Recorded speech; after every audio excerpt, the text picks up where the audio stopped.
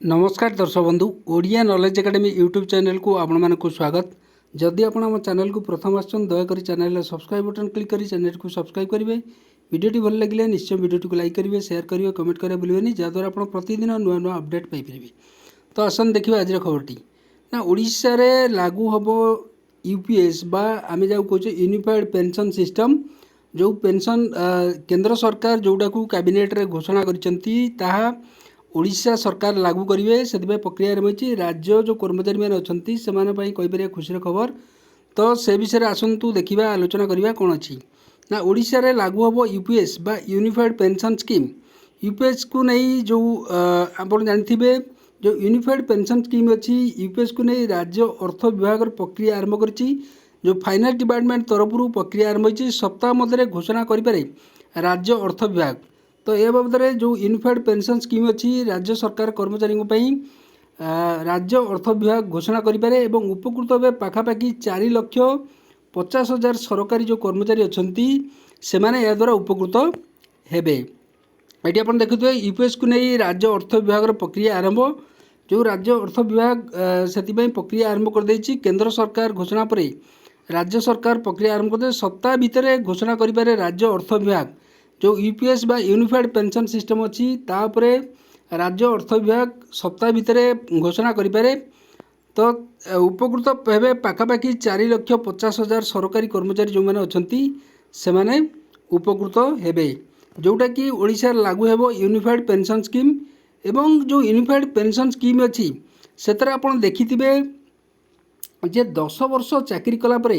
जड़े 10 वर्ष चाकरी कलापर आपण ताकू 10,000 टंका पेंशन पाइबार जो व्यवस्था कराई किंतु बाकी जो रहा जड़े जदि 25 वर्ष चाकरी करुच्ची ताकू फुल पेंशन मिलूँ अर्थात 50% ऑफ द बेसिक पे जोटा कि रूल अनुसार ताकू मिलियो बोली जोटा नियम रही। किंतु आपण जदि भावुवे जे जड़े कर्मचारी 10 वर्ष रु अधिक चाकरी करुँच किंतु 25 वर्ष रु कम चाकरी करुँच से जगह कौन हम ना प्रोराटा बेसिस रे तांकू पेंशन मिलिबो। तो से प्रोराटा बेसिस कौन जोटा को आम कहे प्रोपोर्शनेट बा अनुपातिक हिसाब रे आपन ताकू पेंशन मिलिबो। तो से केते पेंशन मिलिबो आम देखिबा एटी आपन देखि पारथुबे जने 10 वर्ष चाकरी कला परे तांकू 10,000 प्लस डीए जोटा पेंशन मिलुची किंतु जने यदि 11 वर्ष चाकरी करुची तांकू प्रोराटा हिसाब रे पाखापाखि 22% बेसिक पे प्लस डीए पेंशन मिलिबो। जने 12 वर्ष चाकरी कला परे 24% बेसिक पे प्लस डीए। तो एमती भाव में 2% बढ़ी बढ़ी आपड़ देखुए शेष जड़े जितेबाला आपण 25 वर्ष जड़े चाकरी करुच्ची 50% बेसिक पे प्लस डीए मिलूँ किंतु जड़े 24 वर्ष गोटे वर्ष चाकरी कला बेलू 48% प्लस बेसिक पे रो प्लस डीए जी अच्छी से अनुसार ताकू मिल अर्थात 2% तांकर हाई हाई जीवो। किंतु एटी आप देखिए मोर देन 25 इयर जो मैंने जॉब करेंगे से 25 इयर कि 25 इयर अधिक जो मैंने 50% ऑफ द बेसिक पे प्लस जो महंगा भत्ता अच्छी डीए तांकू प्रदान करा जीवो। तो यहीपरि भाव में व्यवस्था थाईपर प्रोराटा हिसाब रे किंतु डिटेल नोटिफिकेशन जे पर्यंत न आसी आम से विषय बर्तमान ताकू क्लीयरली कहीपर नहीं जे प्रकृत में प्रोराटा हिसाब रे केते टंका मिलिबो केते वर्ष चाकरी कले 10 वर्ष अधिक बा 11 वर्ष 12 वर्ष 13 वर्ष जो मैंने चाकरी करेंगे तो सेमानंकु प्रोराटा हिसाब रे केते टंकार पेंशन मिलिबो से विषय डिटेल नोटिफिकेशन आइले आहुरी क्लियर कट इनफॉरमेशन आमको मिल पारिबो। तो एटा गोटे आजम्पशन एतिकी टंका मिल पारिबो बोली आमे गोटे हिसाब नैचे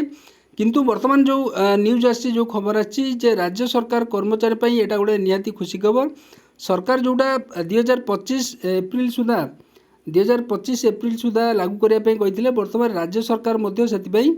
प्रक्रिया आरंभ कर राज्य सरकार जो ओडिशा राज्य सरकार जो कर्मचारी मैंने अच्छा से द्वारा लाभवान हेबे और यूपीएस जो अच्छी लागू करा एनपीएस को हटाई दिया यूपीएस से जगह लागू करा किंतु आ भितर अनेक कर्मचारी यूपीएस को स्वागत करुवा बेले कर्मचारी अनेक जेहेतु ये गोटे क्लीयर कट किसी नोटिफिकेशन एपर्यंत आसीनी से माने तथापि ओल्ड पेंशन को नहीं वर्तमान भी दाबी जनाऊँच से ओल्ड पेंशन अबिकल ओल्ड पेंशन दरकार बोली से दाबी करुँच किंतु जे पर्यंत क्लीयर कट इनफॉरमेशन आसीनी आम से विषय कहीपर कि यूपीएस रे कौन कौन सबू व्यवस्था अच्छी। तो राज्य सरकार जो प्रक्रिया आरंभ कर से प्रक्रिया निश्चय